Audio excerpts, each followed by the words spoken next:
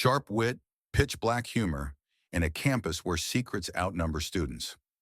Wednesday Season 1 launches the Addams family's deadpan prodigy into Nevermore Academy, a school for outcasts that looks like a gothic postcard until you glance under the floorboards. In these first 4 episodes, Wednesday collides with a string of attacks near the town of Jericho, an administration that prefers calm to truth, and classmates who might be allies, rivals, or suspects. This recap stays strictly within episodes 1 through 4 and avoids later revelations, so you can use it as a spoiler-safe guide for your video. Here is the plan. We will move episode by episode through the first act of the season, covering character introductions, the early mystery beats, and the way relationships evolve under pressure. We will stop before any major endgame answers and do not include the season's climactic reveals. The time brackets are left blank, so you can drop in exact timestamps from the show's episodes when you edit. The show opens with a grim joke that sets the tone. Wednesday finds her brother Pugsley stuffed in a locker at a suburban high school and answers cruelty with creativity. The incident gets her expelled and ushers in a solution that only the Addams family would call normal. Morticia and Gomez deliver their daughter to Nevermore Academy, their own alma mater, a boarding school where outcasts learn to harness abilities that the outside world fears. Nevermore is run by Principal Larissa Weems, who greets Wednesday with a smile that hides an iron policy. Problems disappear quietly. Wednesday is assigned a roommate, Enid Sinclair, a sunshine-colored werewolf whose personality clashes with Wednesday's minimalist worldview. Enid's dorm wall is a riot of color. Wednesday's side looks like a law office for ghosts. The visual joke seals a deeper point. These two will test and transform each other. Wednesday's plan is simple. Endure nothing. Escape immediately. She sends Thing, the family's loyal disembodied hand, to spy and to steal what she needs for a getaway. A walk into the nearby town of Jericho introduces Tyler Galpin, a barista with decent coffee and unresolved issues with his father, Sheriff Donovan Galpin. Tyler and Wednesday strike a short-term bargain that will help her leave. Before she can execute it, she experiences a psychic vision. The flashes are blunt force images, danger in the woods, a red-tinted warning, and a face that will matter before the day ends. School politics arrive fast. Bianca Barkley, a siren with leadership instincts and a competitive streak, clocks Wednesday as a threat and a challenge. Xavier Thorpe, a reserved artist whose drawings have a way of running ahead of reality, shows an interest that Wednesday neither encourages nor fully rejects. These threads are character groundwork for conflicts to come. The tone swerves from sardonic to sinister when Wednesday is lured into the woods by Rowan, a student who has been acting unsteady. The vision returns and becomes literal. Rowan turns on her, citing a prophecy that marks Wednesday as a danger to Nevermore. His telekinetic attack nearly succeeds, but a monstrous creature bursts from the trees and chaos ends the confrontation. By the time help arrives, there is no clear body and no clear explanation. Wednesday is left with two certainties. Someone wanted her dead, and something else is hunting in the forest. Jericho wakes up to the reality that a violent predator is roaming the area. Sheriff Galpin blames Nevermore by reflex. Principal Weems manages optics with precision, insisting that the school is safe and that rumors will only make things worse. Wednesday refuses to be managed. She wants evidence. Her investigation begins with patterns. She compares claw marks at the attack site to sketches of known creatures in Nevermore's archives. She constructs a timeline that weaves campus security logs with reports from Jericho citizens. She tracks a set of footprints to a lonely stretch of riverbank and finds fragments of fabric that do not match any standard school uniform.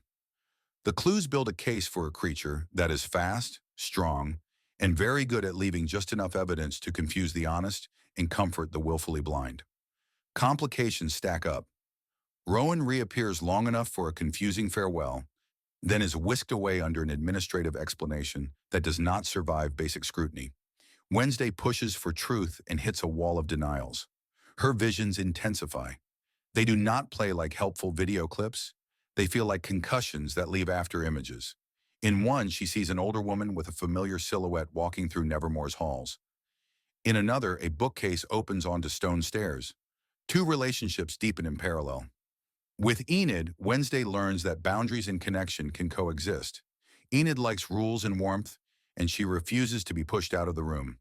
With Tyler, Wednesday sees a person who understands small-town pressure and the cost of protecting family.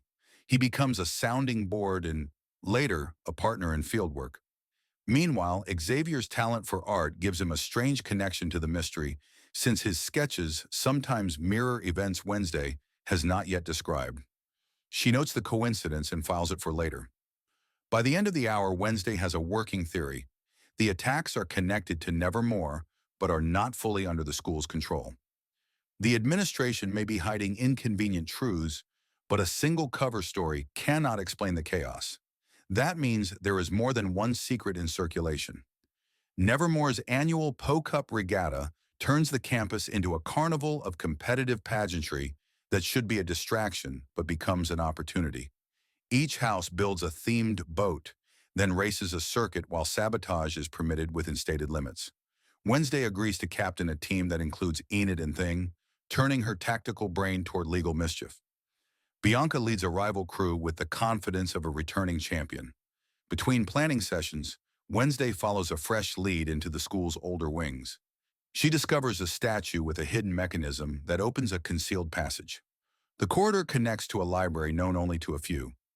It hums with the presence of a confidential student society that insists it focuses on scholarship and protection, not conspiracy. Wednesday regards that claim with her usual calm skepticism, accepts access to the stacks, and refuses membership she has not vetted. The passage itself is the prize. It lets her move between key buildings, evade curfews, and follow sound instead of schedules. The Poe Cup delivers both character comedy and serious stakes. Wednesday treats it like a battlefield. She studies currents, tests hull angles, and rigs harmless countermeasures that will neutralize sabotage without injuring anyone. When the race begins, Bianca's team executes the expected dirty tricks. Wednesday's team anticipates encounters more than once. The regatta becomes a map of the season's social dynamics. Rivalry without cruelty from some corners. Rivalry as a first language from others. The finish is earned through planning rather than raw power, reinforcing a core point about Wednesday's strengths. She does not outmuscle people. She outthinks them. The victory does not quiet the mystery for long. Wednesday's visions link the concealed library to older crimes in Jericho, hinting that the present monster is not a single-season problem. She cross-references names found in the secret stacks with names in town ledgers and sees a chain that runs from Jericho's founders to current authority figures. People who preach order often have the longest shadows. Relationships shift in the light of the wind. Enid beams with genuine pride and begins to believe that her loud optimism and Wednesday's quiet pragmatism can coexist. Bianca recognizes that Wednesday is not just an irritant, but a rival worthy of respect. Xavier feels the balance tilt and wonders how much of Wednesday's trust he actually holds. None of these dynamics settle, they just become more interesting. Nevermore hosts the Rave'N, a formal dance that functions as a pressure cooker for adolescent alliances. Wednesday attends on her own terms, wearing a look that rewrites the room's aesthetic and a posture that says she will not apologize for it. The episode frames the dance as an emotional crossroads rather than a simple social set piece. Before the music starts, Wednesday works the case. Using the concealed passages, she retrieves an old field journal that documents odd sightings around the woods. The entries suggest that whoever is behind the current crisis has been studying the grounds for a long time. A cave network keeps appearing in the drawings, so Wednesday marks the location for a post-dance excursion. At the Rave'N, character threads braid together. Enid takes a vulnerable step toward belonging on her own terms, wearing a dress that embraces color without abandoning self-respect. Bianca tries to manage two competing promises, protecting her pride and protecting her friends. Xavier wrestles with jealousy in a way that reads more human than hostile. Tyler makes an honest effort to meet Wednesday where she stands, offering presence rather than performance. Wednesday herself allows a rare glimpse of joy in motion, then shuts the window the moment she senses manipulation on the edges of the event. A public prank ruptures the room and turns the dance into a mess that the school will be cleaning up for days. Wednesday does not waste the chaos. She slips away to check the cave site flagged in the journal. What she finds confirms her fear that the threat is growing bolder. A friend who has been doing their own quiet investigating ends up in danger near the woods, and Wednesday learns the hard lesson that delegation can have a cost when timing goes wrong. We stop short of describing injuries or late episode reveals, but the message is clear. The mystery has moved from background menace to immediate emergency. Wednesday Addams, the engine of the plot. Her vision ability is both a tool and a burden, giving her fragments that demand interpretation. The more she commits to finding the truth, the more she must learn to trust other people to cover her blind spots. Enid Sinclair, a loyal friend in training, balancing her desire to connect with her frustration at being shut out. Her strengths are social intelligence, quick improvisation, and the courage to try again after embarrassment. Bianca Barkley, part rival, part reluctant ally. Behind the poise is a person carrying family pressure and the expectation to dominate every room she enters. Respect for Wednesday creeps in around the edges and complicates the rivalry. Xavier Thorpe, a talented artist with a history that intersects suspiciously with the case. He wants to help but struggles with boundaries and with the feeling that he is being used as a means to an end. Tyler Galpin, a bridge to Jericho and a study in small-town expectations. He and Wednesday understand each other's stubbornness even when they disagree. Principal Larissa Weems, the administrator who thinks in headlines and outcomes. Her first instinct is to protect the school's image, which keeps putting her at odds with Wednesday's appetite for inconvenient facts. Dorm mother Marilyn Thornhill, the kind adult presence who teaches botany with enthusiasm and listens without judgment. She offers Wednesday warmth that could be either comfort or cover, depending on what the season later reveals. Belonging without conformity. Wednesday's challenge is not to become someone else, but to build a version of belonging that does not dilute her identity. Her friendship with Enid models that possibility. They do not meet in the middle. They meet as themselves. Truth versus peace. Principal Weems' approach is stability at any cost. Wednesday's is transparency at any cost. The season asks a hard question. When safety and honesty collide, which one should bend first and who gets to decide? Power and responsibility. Nevermore is full of gifted students. The show is refreshingly honest about the mess that follows power when mentorship is weak and systems are opaque. The attacks near Jericho are not just jump scares. They are consequences, memory and prophecy. Wednesday's visions blur the line between past and possible future, forcing her to live with images she did not choose and cannot easily forget. Learning when to act on a vision and when to ignore it becomes a survival skill. The first 4 hours balance style and substance. Production design turns corridors into character. Costumes tell the story of identity before anyone speaks.